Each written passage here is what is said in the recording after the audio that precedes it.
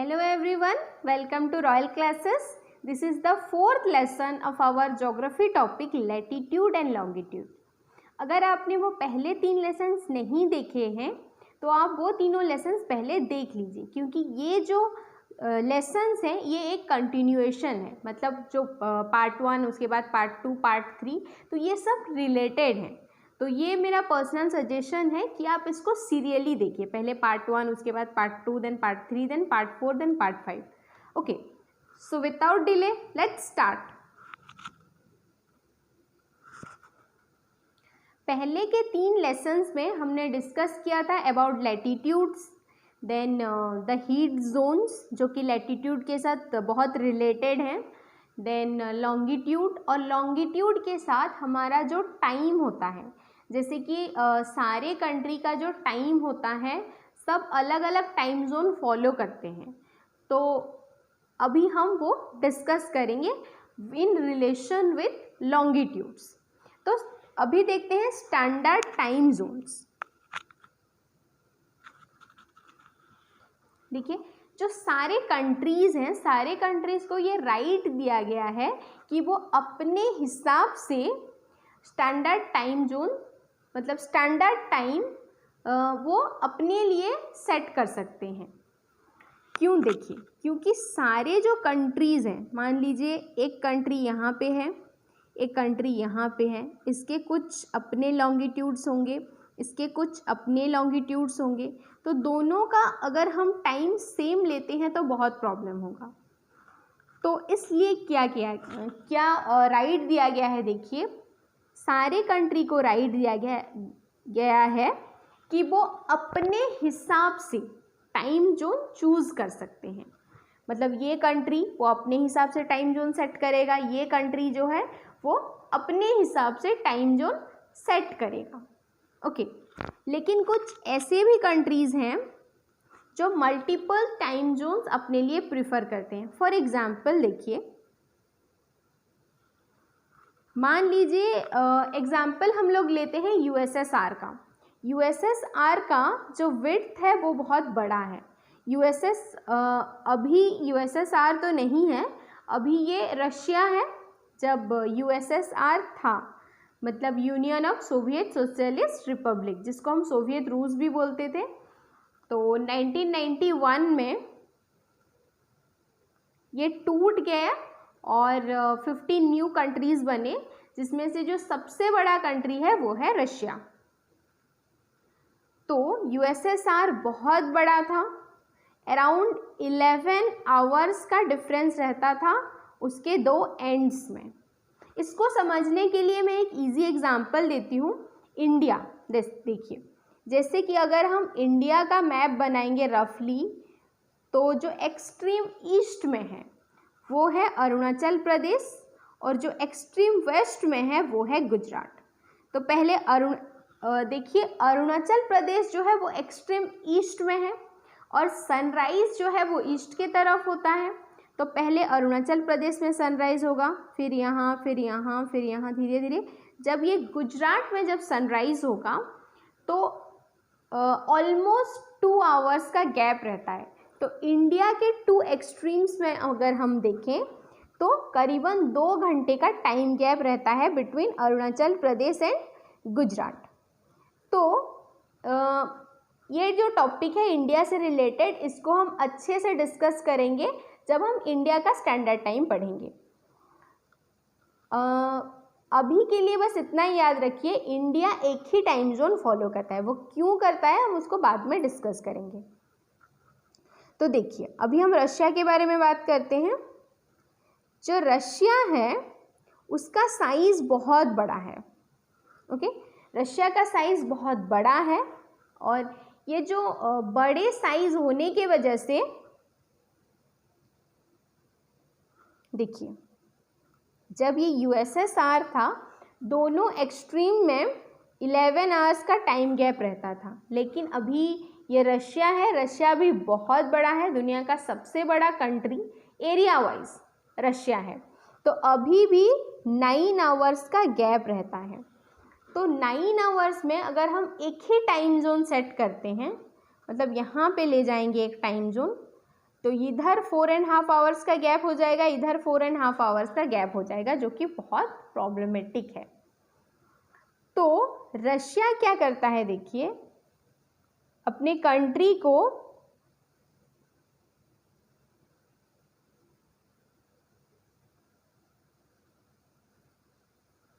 Russia ने क्या किया है, देखिए अपने जो कंट्री है उसको 9 पार्ट्स में डिवाइड कर दिया है।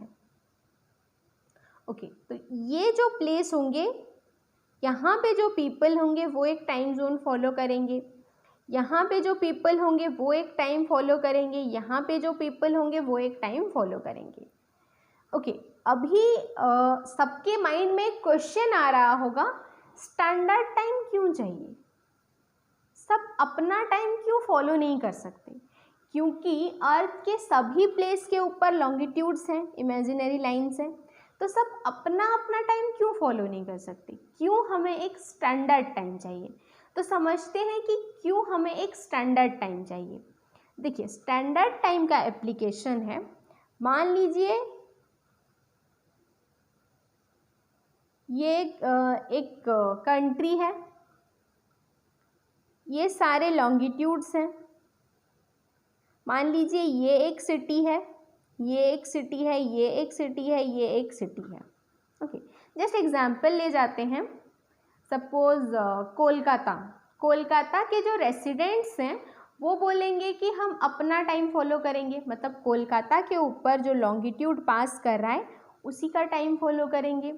भोपाल के जो लोग हैं शायद वो लोग बोल देंगे कि नहीं, भोपाल के ऊपर जो लॉन्गिट्यूड पास कर रहा है उसका टाइम हम लोग फॉलो करेंगे।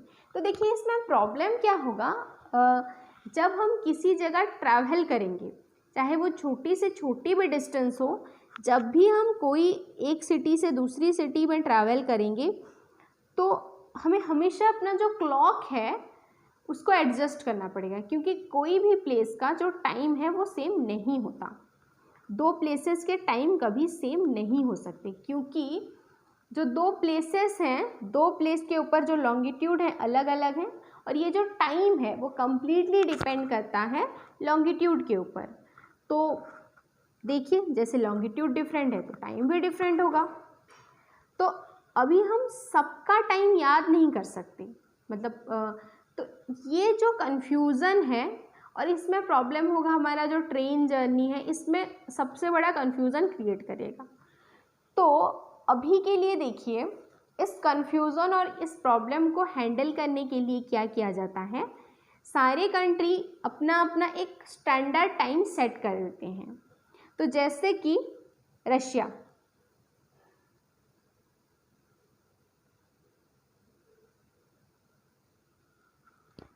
ओके, तो अभी यहाँ पे देखिए USSR has 11 time zones before its disintegration and Russia now has 9 time zones. Okay, अभी भी रशिया के पास 9 टाइम जोन्स हैं, मतलब ये है रशिया। तो यहाँ पे जो लोग होंगे वो एक टाइम जोन फॉलो करेंगे, जो लोग यहाँ पे होंगे वो एक टाइम जोन फॉलो करेंगे यहाँ पे। ऐसे रशिया में एक एक घंटे के बीच में, मतलब एक एक घंटे के डिफरेंस में 9 टाइम जोन्स हैं। और भी बहुत सारे कंट्रीज़ हैं जिनके पास मल्टीपल टाइम जोन्स हैं, for example Canada, USA, China, USSR। Okay, देखिए कनाडा, USA है, दोनों के पास ईच 5 टाइम जोन्स हैं। ये उनके नाम्स हैं, एग्ज़ाम ये इम्पॉर्टेंट नहीं है, अब बस एक बार पढ़ लीजिए, एग्ज़ाम में कभी नहीं आता। Atlantic, eastern, central, mountain, Pacific time zones. Okay,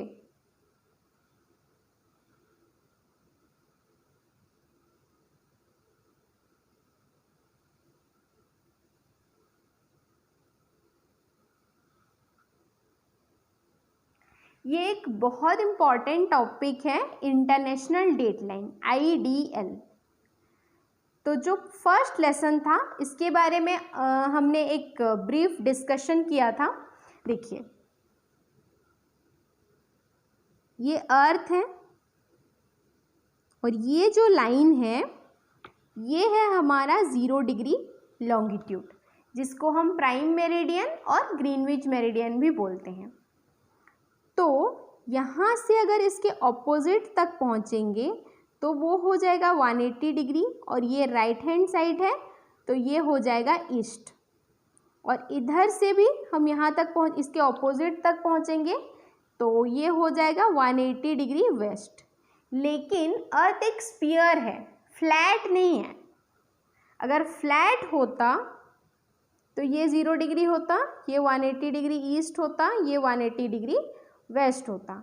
लेकिन अर्थ एक स्फीयर है, इसलिए ये जो 180 डिग्री ईस्ट है और 180 डिग्री वेस्ट है दोनों कोइंसाइड करते हैं। मतलब ये जो 180 डिग्री ईस्ट और 180 डिग्री वेस्ट है दोनों एक ही लाइन है, और ये जो लाइन है इस लाइन को बोला जाता है द इंटरनेशनल डेट लाइन, और शॉर्ट फॉर्म में बोला जाता है IDL। और ये जो IDL है ये कॉमन लाइन है 180 डिग्री ईस्ट और 180 डिग्री वेस्ट का। तो इसका सिग्निफिकेंस क्या है देखिए, अगर हम धीरे धीरे ईस्ट की तरफ जाएंगे तो जो टाइम है वो प्लस हो जाएगा, धीरे धीरे अगर वेस्ट की तरफ जाएंगे तो वो टाइम धीरे धीरे माइनस हो जाएगा। और हमने प्रीवियस लेसन्स में पढ़ा था the relation between longitudes and time. 15 degree अगर डिफरेंस हो रहा है तो जो टाइम का डिफरेंस होगा वो होगा 1 आवर। ओके, तो 180 डिग्री मतलब हो गया 12 आवर्स, इधर 12 आवर प्लस इधर 12 आवर माइनस। तो ये जो लाइन है इंटरनेशनल डेट लाइन, अगर जो ईस्ट है इंटरनेशनल डेट लाइन का ईस्ट और वेस्ट में 24 आवर्स का टाइम गैप रहता है।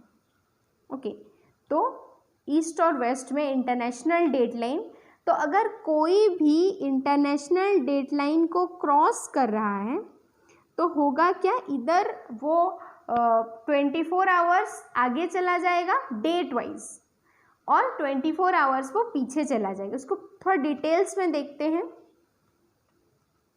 ये देखिए, अगर कोई वेस्ट से ईस्ट की तरफ मूव कर रहा है तो यहाँ पे क्या होगा, वो एक डे गेन करेगा। तो इसमें होता क्या है देखिए, मान लीजिए ओके ये इंटरनल है, तो ईस्ट में ओके सपोज ये उसका ईस्ट है, ये उसका वेस्ट है।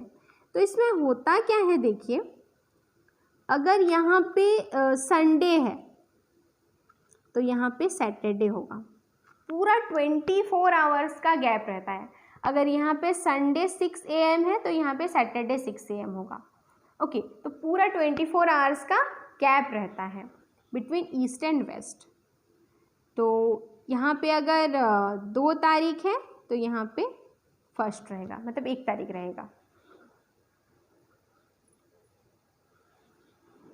Okay, 180 degree east, 180 degree west. Okay, तो टोटल डिफरेंस हो जाता है 24 आवर्स, अ होल डे। तो जब भी ट्रैवलर्स एक से दूसरी जगह ट्रैवल करते हैं तो मतलब जब इंटरनेशनल डेट लाइन को क्रॉस करते हैं वो डे गेन और लॉस को भी कैलकुलेट करना पड़ता है उन्हें।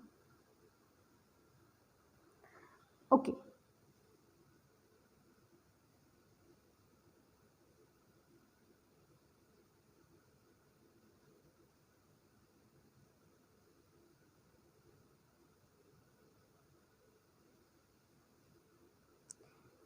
तो ये जो इंटरनेशनल डेट लाइन है ये स्ट्रेट नहीं है। देखिए, सारे जो लॉन्गिट्यूड्स हैं वो स्ट्रेट हैं, ओके, बट ये जो इंटरनेशनल डेट लाइन है वो ड्रॉ किया गया है इन ए जिगजैग मैनर। उसका क्या रीज़न हो सकता है देखिए, एक दिन का डिफरेंस हो रहा है और जहाँ पे ये क्रॉस कर रहा है, मतलब इसका जो लोकेशन है वो पैसिफिक ओशन में है। पैसिफिक ओशन का एक स्ट्रेट है और उस स्ट्रेट का नाम है Bering straight.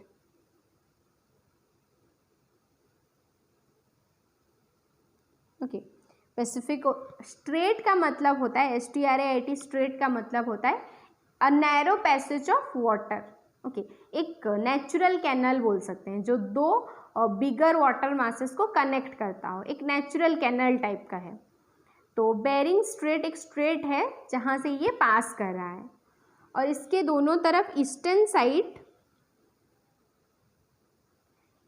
International date line का, मान लीजिए इंटरनेशनल डेट लाइन है, इसको ड्रॉ किया गया है इन ए जिगजैग मैनर। रीज़न यही है कि अगर हम उसको स्ट्रेट ड्रॉ करते हैं तो यहाँ पे पैसिफिक ओशन के कुछ आइलैंड्स हैं। ओके, तो अगर हम ऐसे स्ट्रेट ड्रॉ करेंगे तो पैसिफिक ओशन में वो आइलैंड के बीचों बीच पास करेगा और कोई भी कंट्री नहीं है जो 2 डेट मैनेज कर सके। It's impossible to manage 2 dates. हमें छुट्टी ये बहुत कुछ मैनेज करना पड़ेगा। तो कोई भी, जस्ट एग्जाम्पल लेते हैं, मतलब अगर एक सिटी के बीच से ये पास कर रहा है तो यहाँ पे अगर हम इंडिया का एग्जाम्पल लें तो यहाँ पे 15 अगस्त हो गया होगा, यहाँ पे 14 अगस्त, यहाँ पे संडे तो यहाँ पे सैटरडे, यहाँ पे मंडे तो यहाँ पे संडे। तो ये जो हॉलीडेज़ हैं, कैलेंडर है, इसमें बहुत प्रॉब्लम होगा। कोई भी कंट्री 2 डेट्स कभी मैनेज नहीं कर सकता। इसीलिए जहाँ पे भी लैंडमास आया उसको थोड़ा बेंड कर दिया गया है ताकि ये जो इंटरनेशनल डेट लाइन है वो सिर्फ और सिर्फ पानी से ही पास करे, कोई भी लैंडमास को क्रॉस ना करे। So that's all for this lesson. I hope ये सबको क्लियर हो गया होगा, but if you have any queries then write in the comment section and I will answer all of your questions. Thank you. There is an important announcement for all. Royal Classes is providing all types of video course, notes and all types of practice sets for all competitive exams in the Royal Classes mobile application. So please go and check it. Thank you.